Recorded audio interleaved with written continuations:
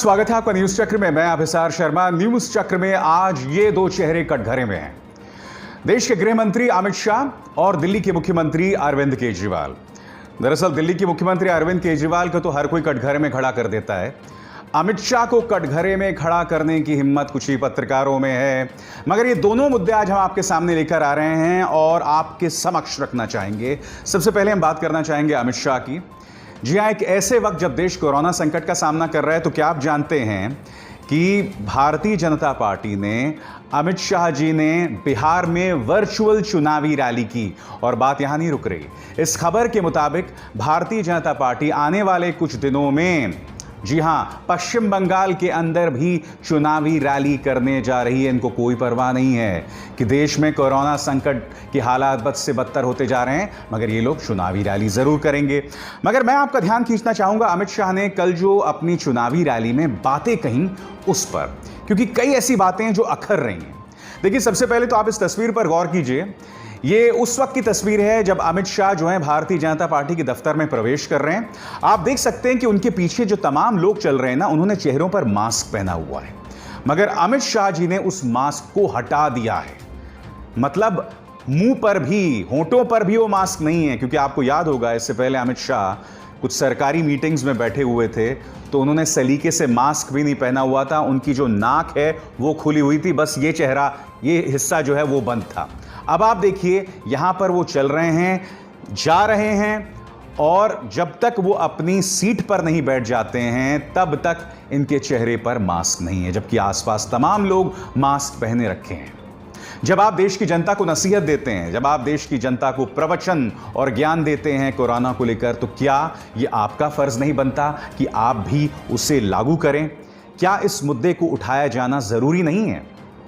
इस रैली को लगातार ये बताया जा रहा है कि ये गैर राजनीतिक रैली थी, इसका चुनावों से कोई लेना देना नहीं है। ये बात अलग है कि इस रैली के अंदर अमित शाह ने राम मंदिर की बात की, अमित शाह ने सर्जिकल स्ट्राइक की बात की, अमित शाह जी ने हर चीज की बात की जिसका ताल्लुक चुनावों से है। सुनिए आप खुद। पुलवामा हुआ, मगर ये नरेंद्र मोदी सरकार थी, भारतीय जनता पार्टी की सरकार थी। कुछ ही दिनों में सर्जिकल स्ट्राइक और एयर स्ट्राइक कर कर, घस में घुसकर दंडित करने का काम भारतीय जनता पार्टी की नरेंद्र मोदी सरकार ने किया। राम जन्मभूमि, करोड़ों करोड़ों लोग न केवल भारत में, दुनिया भर में चाहते थे कि जहां पर प्रभु श्री राम का जन्म हुआ था, वहीं पर एक भव्य राम मंदिर का निर्माण हो। 150 साल से मसला अदालतों के अंदर इधर उधर घूमता रहता था, क्योंकि सरकारों की मंशा ही नहीं थी कि ये मसला अपने अंजाम तक पहुंचे। नरेंद्र मोदी सरकार आई, सरकार ने सटीक पक्ष रखा, जजमेंट आ गया, श्री राम जन्मभूमि निर्माण का रास्ता प्रशस्त हुआ और मोदी जी ने पिछले ही सत्र के अंदर श्री राम जन्मभूमि के लिए एक ट्रस्ट बनाकर राम जन्मभूमि निर्माण का रास्ता प्रशस्त। गृह मंत्री अमित शाह ने अपनी इस वर्चुअल चुनावी रैली में गलत बयानी भी की। उन्होंने कहा कि हमने 85% जो ट्रेन का टिकट है उसे केंद्र सरकार ने अब से अपने जेब से दिया है। ये उन्होंने क्या कहा, पहले आप सुनिए। रेलवे के अंदर 85% खर्चा भारत सरकार ने उठाया। इसे गलत बयानी ना कहा जाए तो क्या कहा जाए, क्योंकि जो आखिरी सुनवाई हुई थी सुप्रीम कोर्ट में, सॉलिसिटर जनरल तुषार मेहता ने कहा कि टिकट का पैसा जिस राज्य से मजदूर जा रहे हैं और जिस राज्य को मजदूर पहुंच रहे हैं, इन्हीं दो राज्यों ने दिया है, केंद्र सरकार ने नहीं दिया है। उल्टा आज मैं चुनौती देना चाहता हूं भारतीय जनता पार्टी को, क्या तुम एक भी सरकारी फरमान मुझे दिखा सकते हो, एक भी सरकारी फरमान जिसमें यह लिखा हो कि केंद्र सरकार जो है वो 85% पैसा दे रही थी टिकट का? संबित पात्रा ने भी ट्वीट करके कहा था कि हम 85% पैसा दे रहे हैं टिकट का, बल्कि खुद आपके सॉलिसिटर जनरल ने आपकी पोल खोलकर रख दी है। उन्होंने सुप्रीम कोर्ट में क्या कहा कि जिन राज्यों से मजदूर निकल रहे हैं और जिन राज्यों को मजदूर पहुंच रहे हैं, उन्होंने टिकट दिया। उल्टा गुजरात सरकार का यह फरमान देखिए, साफ तौर पर लिखा हुआ है कि मुख्यमंत्री कार्यालय के अश्विनी कुमार ने कहा है कि जो मजदूर जा रहे हैं वो अपनी जेब से पैसा भरेंगे। ये हालत है गुजरात की, जो कि आपका मॉडल राज्य है, मगर आप सरासर गलत बयानी करते रहे। अपनी रैली में अमित शाह ने यह भी कहा कि प्रवासी मजदूरों के लिए हमने बहुत कुछ किया है। वो ये भी कहते हैं कि विपक्ष गुमराह कर रहा है आपको, बिहार की जनता को विपक्ष के बहकावे में ना आए। ये ना भूलें, बिहार की महक सभी राज्यों की नींव में है। हमने 1.25 करोड़ लोगों को घर तक पहुंचाया। मगर क्या हमें अमित शाह जी ने यह बताने का कष्ट किया है कि जिन लोगों को आपने घर में पहुंचाया, आप 1 महीने, करीब 1.5 महीने तक खामोश रहे थे।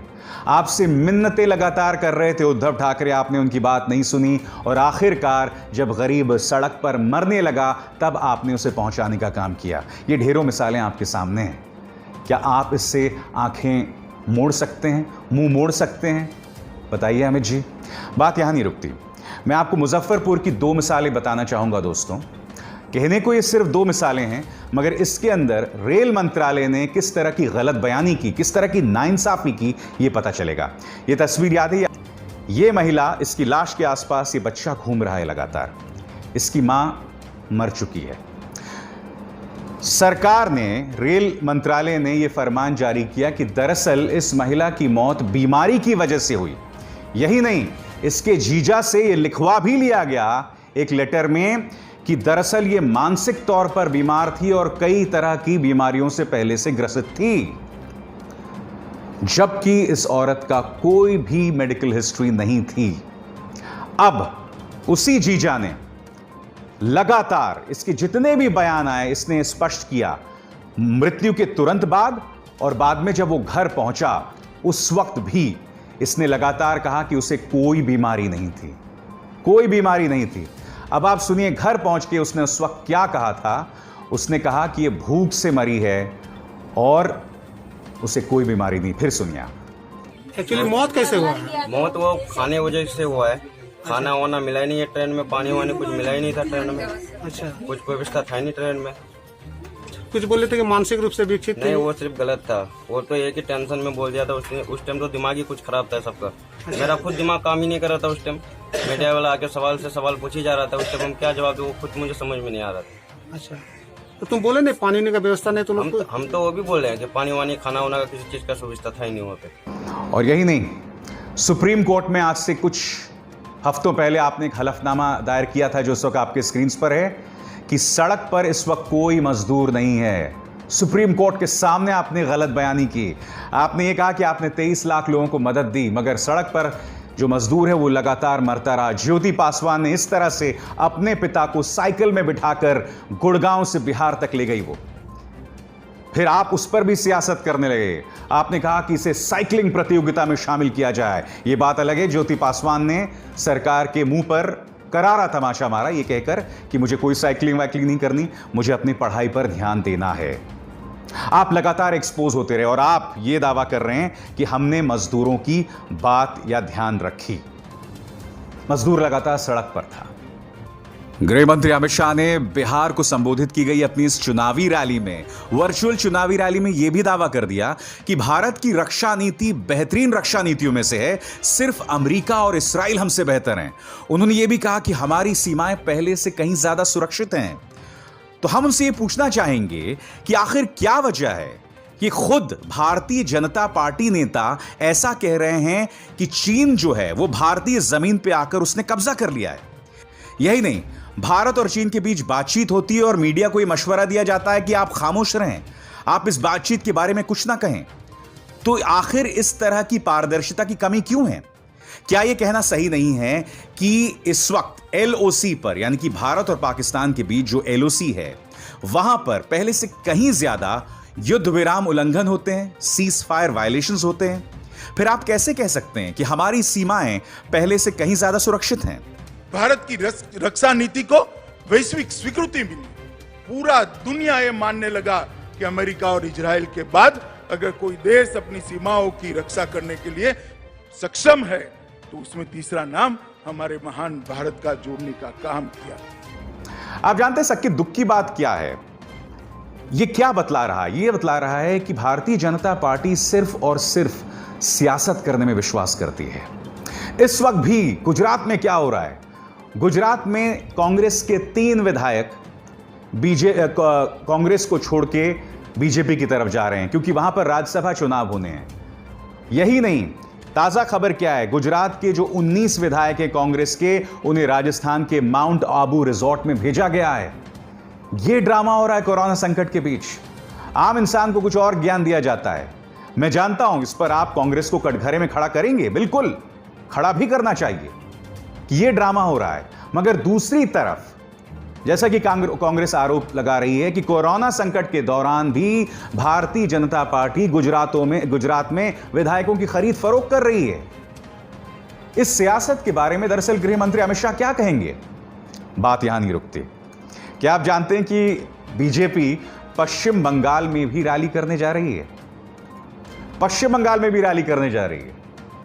यानी कि देश की जनता को क्या दिक्कतें हैं इससे कोई मतलब नहीं है। बिहार में चुनावी रैली कर दी, पश्चिम बंगाल में अब वर्चुअल चुनावी रैली होने जा रही है और यह दावा किया जा रहा है कि इसके जरिए हम 10 लाख लोगों तक पहुंचेंगे। तो जैसे कि कार्यक्रम की शुरुआत में मैंने आपको बताया ना कि अरविंद केजरीवाल को तो हम सब कटघरे में खड़ा कर सकते हैं, मगर गृह मंत्री अमित शाह को कटघरे में खड़ा करने की हिम्मत बहुत कम लोग दिखाते हैं। अब हम बात करने वाले हैं अरविंद केजरीवाल की। यही न्यूज क्लिक का मंच था। जब कोरोना संकट की शुरुआत हुई थी तब मैंने दिल्ली मॉडल की तारीफ की थी, मगर जैसे जैसे वक्त गुजरता जा रहा है अरविंद केजरीवाल का यह तथाकथित दिल्ली मॉडल जो है वो विवादों में घिरता जा रहा है। एक एक करके मिसालें आपके सामने। मसलन ये मिसाल, एक बेटी अपने पिता को लेकर घूमती रही, 5-5 अस्पतालों से गुजर गई वो, मगर उसे कोई इलाज नहीं मिला। ये एक और मिसाल आपके सामने। यहां पर क्या खबर है कि एक 80 साल के बुजुर्ग ने वेंटिलेटर और अस्पताल में बेड के लिए हाई कोर्ट में गुहार लगाई। जब मामले की सुनवाई हुई उस बुजुर्ग की उससे पहले ही मौत हो गई।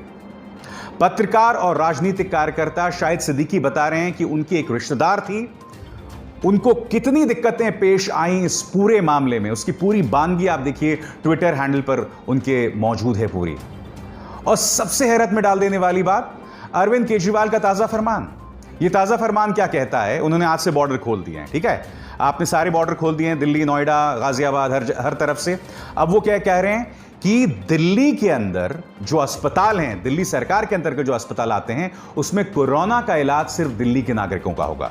हालांकि उन्होंने ये स्पष्ट किया है कि बाकी बीमारियों के लिए तमाम जो नागरिक हैं आसपास के, वो आ सकते हैं। ये बात उन्होंने कही है। बात यहां नहीं रुकती। क्या आप जानते हैं कि दिल्ली सरकार ने सर गंगाराम अस्पताल के खिलाफ एफआईआर दर्ज कर दी क्योंकि वो कुछ चीजों के पालन नहीं कर रहे थे, और इसी को लेकर कई सवाल इस वक्त दिल्ली सरकार पर खड़े हुए हैं। मेरे साथ इस वक्त आम आदमी पार्टी के राज्यसभा सांसद संजय सिंह मौजूद हैं। ये तमाम सवालात उनसे किए जाने बेहद जरूरी हैं। आइए उस इंटरव्यू के कुछ अंश देखते हैं। संजय, ये बताइए कि दिल्ली सरकार का ये बहुत ही अजीबोगरीब फरमान है जिसमें आपने बॉर्डर्स तो खोल दिए हैं, मगर ये कहा है कि कोरोना मरीज जो हैं सिर्फ दिल्ली के अस्पतालों में दाखिल किए जाएंगे। ये कैसा तुगलकी फरमान है? देखिए अभिसार, मुझे लगता है कि इसको बाहरी वर्सेस दिल्ली वाले की दृष्टि से नहीं देखना चाहिए, और इसमें हम कोई भेदभाव कर रहे हैं इस दृष्टि से भी नहीं देखना चाहिए, बल्कि इस फैसले को मैनेजमेंट की दृष्टि से और विशेष परिस्थितियों में लिए गए निर्णय के तौर पे देखना चाहिए। पहले भी दिल्ली में बाहर से जो भी आता था सारे लोगों के लिए उनके लिए बेड थी और यहाँ पे लोग एडमिट होते थे। ऐसा नहीं कि पहले इलाज नहीं होता रहा, पहले भी होता रहा। आज एक कोरोना के कारण विशेष परिस्थितियां उत्पन्न हुई हैं और जिसमें दिल्ली में रहने वाले उत्तर प्रदेश, बिहार, हरियाणा, कर्नाटक, तमिलनाडु, यहाँ कोई बाहर से आए हुए लोग, मतलब दिल्ली में रहने वाले लोग यूपी, बिहार, हरियाणा के ही हैं। वो कोई ऐसा नहीं है कि हम कोई यूपी बिहार के लोगों से भेद कर रहे हैं। और ये इसलिए निर्णय लेना पड़ा विचार जी, मैं आपको बता दूं, नोएडा में दिल्ली के आईडी कार्ड पे आप अपना इलाज नहीं करा सकते। अगर कोई यूपी वाला चाहे कि वो नोएडा में, गाजियाबाद में अपना इलाज करा ले, वो नहीं करा सकता। तो दिल्ली में अगर क्राइसिस पैदा होगी तो हम कहाँ से बेड का इंतजाम करेंगे, कहाँ ऑक्सीजन और वेंटिलेटर करेंगे? संजय, इसमें दो दिक्कतें हैं। संजय, इसमें दो दिक्कतें। एक बात और क्लैरिफाई करो, 10,000 बेड, ठीक है। आप दिल्ली को दिल्ली एनसीआर से जुदा कर रहे हैं, नंबर 1।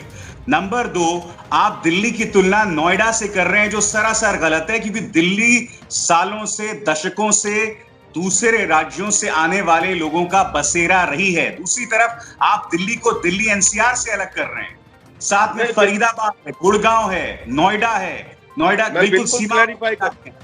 मैं बिल्कुल क्लैरिफाई कर देना चाहता हूँ। एक तो ये कल से जो बात चलाई जा रही है कि बाहर के लिए बिल्कुल बेड, भाई सेंट्रल गवर्नमेंट के 10,000 बेड है, स्टेट गवर्नमेंट के 10,000 बेड है। वो सेंट्रल गवर्नमेंट के जो 10,000 बेड है वो सबके लिए ओपन है। यहाँ पे क्रिटिकल सर्जरी के लिए जो भी किडनी से रिलेटेड, लीवर से रिलेटेड, कैंसर से रिलेटेड जो भी पेशेंट बाहर से पूरे देश से आएंगे वो यहाँ आ सकते हैं, उन पे कहीं कोई रोक नहीं है। हमने तो सिर्फ नहीं, वो तो मैं जानता हूँ, वो तो आपके सरकारी फरमान का हिस्सा है संजय। मैं सिर्फ कोरोना मरीजों के बारे में बात कर रहा हूँ। तो कोरोना के कारण एक विशेष परिस्थिति पैदा हुई है और ऐसे में तो मैं उम्मीद करता था कि जहां पे केसेस कम हैं वो राज्य हमारी मदद करते। हरियाणा और उत्तर प्रदेश कहते भाई हमारे यहाँ हम कोरोना के संक्रमित मरीजों के, दिल्ली के लोगों का भी इलाज करेंगे। वो तो कहते हैं दिल्ली वाले कोरोना फैलाते हैं, नोएडा में एंट्री बंद, गुड़गांव में एंट्री बंद। वो तो इस तरह का भेदभाव करते हैं। और हमने अगर कोई दिल्ली में रहने वाले यूपी बिहार के लोगों के हित में कोई निर्णय लिया तो वो कहा जाता है कि साहब ये संविधान विरोधी है और ये गलत है। संजय मुझे एक बात बताइए, मैं आपकी बात समझ गया। क्या ये बात सही नहीं है कि अब धीरे धीरे जैसे वक्त गुजरता जा रहा है, दिल्ली सरकार के हाथ से चीजें बेकाबू हो रही हैं? ढेरों मिसालें हमारे सामने हैं। मसलन इस वक्त मेरे सामने एक अखबार की कटिंग है जिसमें लिखा हुआ कोरोना संदिग्ध डॉक्टर पिता को लेकर बेटी 5 अस्पतालों में चक्कर लगाती रही, किसी ने भर्ती नहीं किया, उसने दम तोड़ दिया। फिर एक और मामला था, एक बुजुर्ग ने हाईकोर्ट में अर्जी डाली थी क्योंकि उसे वेंटिलेटर और हॉस्पिटल बेड नहीं मिल रहा था। उससे जब सुनवाई हुई उससे पहले ही उसकी मौत हो गई।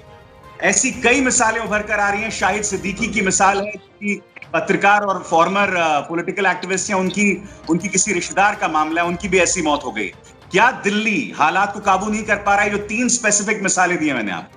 बिल्कुल, ये मैं आपको इस सिलसिलेवार बताऊंगा। अभिसार जी देखिए, ऐसा है कि पहले दिन से ही हम बेहतर चिकित्सा सुविधा दिल्ली में देने के लिए अरविंद केजरीवाल की सरकार प्रयास कर रही है और इसमें हमने 9,000 बेड सुरक्षित किए हैं कोरोना संक्रमित मरीजों के लिए। ऑक्सीजन की व्यवस्था, वेंटिलेटर की व्यवस्था, डॉक्टर्स के लिए पीपीई किट्स की व्यवस्था, नर्सेज के लिए पीपीई किट्स की व्यवस्था, उनके रुकने के लिए होटल्स के इंतजाम। यानी हम चिकित्सा, प्लाज्मा थेरेपी जैसी चिकित्सा विधि को अपनाया जिससे लोगों की जान काफी हद तक बचाने में हम कामयाब हुए। तो दिल्ली के अंदर हम लोग चिकित्सा व्यवस्थाओं को लेकर सजग हैं। लेकिन हाँ, ये बात जरूर है कि ये बड़ी महामारी है, एक बड़ा संकट है और रातों रात सब कुछ करना बहुत मुश्किल है। इसलिए हम फेज वाइज, जैसे हमसे पूछा जाता है, इसका मतलब ये हुआ, आप कह रहे हैं, सुनिए संजय भाई, इसका मतलब ये हुआ, आप कह रहे रातों रात करना मुश्किल है।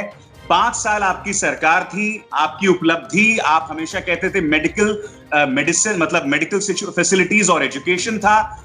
रातों रात अब आप कह रहे हैं कि करना संभव नहीं है। इसका मतलब 5 साल आप नहीं कर पाए दुरुस्त, उसी का परिणाम आज हम देख रहे हैं। ये जो तमाम मिसालें मैं आपको बता रहा हूं उसी का नतीजा है। संजय, क्या ये बात सही नहीं है? मुझे लगता है कि इसी का जवाब आपको देना मुझे जरूरी है। सबसे ज्यादा जरूरी इस बात का जवाब है आज दिल्ली में हमने क्या किया और हमारी चिकित्सा सुविधा कैसे दूसरों से बेहतर है, ये जानना जरूरी है। दिल्ली हिंदुस्तान का पहला राज्य है जहां पे पर मिलियन ज्यादा टेस्टिंग होती है। दिल्ली हिंदुस्तान का पहला राज्य है जहां पर हम लोगों ने मृत्यु दर, लोगों का जीवन बचाने में इतने हाई रिस्क में हम रहते हैं कि यहाँ पे बाहर से आने वाली फ्लाइट्स के जरिए बहुत सारे तरीकों से यहाँ पे कोरोना के संक्रमण फैलने की बहुत सारी संभावनाएं होने के बावजूद हमने दिल्ली में लोगों का जीवन बचाने में बहुत अच्छी सफलता पाई, इसलिए कि हमारा हेल्थ सिस्टम बेहतर है। बेड्स हमारे पास आज भी 4,000, जब मैं आपसे बात कर रहा हूँ 4,000 बेड हमारे खाली है हॉस्पिटल के अंदर। अहमदाबाद, जिसके चिकित्सा मॉडल का पूरे दुनिया में डंका पीटती है बीजेपी, वहां अहमदाबाद में 6.9% मृत्यु दर है, दिल्ली में 2.6% मृत्यु दर है। तो हम टेस्टिंग के मामले में, मृत्यु दर के मामले में, हॉस्पिटल की फैसिलिटी उपलब्ध कराने के मामले में बहुत आगे हैं और इसी के कारण आज दिल्ली अपनी सारी तैयारियां कर रही है। हमने आने वाले दिनों में होटल्स को, बैंक्वेट्स को, तमाम और अरेंजमेंट्स किए हैं। जरूरत पड़ेगी तो स्टेडियम्स को हॉस्पिटल में कन्वर्ट करने का प्रयास करेंगे पूरी तरीके से। हम नहीं पूरा संजय, मगर ये जो मिसालें हैं वो कम से कम उस चीज को प्रमाणित नहीं कर रही हैं, और ये जो तमाम चीजों का बखान आप कर रहे हैं, क्या उसी का नतीजा है कि आप सर गंगाराम हॉस्पिटल के खिलाफ FIR दर्ज कर देते हैं एक ऐसे वक्त जब आपको देखिए, डॉक्टर्स के साथ आपको मजबूती से खड़ा होना चाहिए संजय, आप FIR दर्ज कर रहे हैं, ये कहां से जस्टिफाइड? अभिसार जी, ये बातें जब मैं सुनता हूं तो मुझे बहुत तकलीफ होती है। ये दुर्भाग्यपूर्ण है। जो सरकार डॉक्टरों के साथ पूरी मजबूती से खड़ी हुई है और जो सरकार डॉक्टर्स को सबसे बेहतरीन फैसिलिटी हिंदुस्तान में दे रही है, हमसे ये कहा जा रहा है कि हम डॉक्टरों के खिलाफ हैं या प्राइवेट हॉस्पिटल्स के खिलाफ हैं। ये बिल्कुल सच नहीं है। अगर प्राइवेट हॉस्पिटल किसी मरीज के साथ अमानवीय व्यवहार करेंगे, उनको एडमिट नहीं करेंगे, उनसे ओवर विलिंग करेंगे, तो उस पर हम कार्रवाई करेंगे।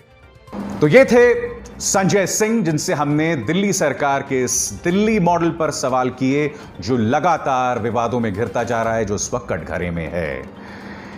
न्यूज क्लिक में बस इतना ही। मेरी आप सबसे अपील कि इस कार्यक्रम को ज्यादा से ज्यादा लोगों तक पहुंचाएं, न सिर्फ इसे लाइक और शेयर करें, बल्कि वो बेल आइकन भी जरूर दबाएं।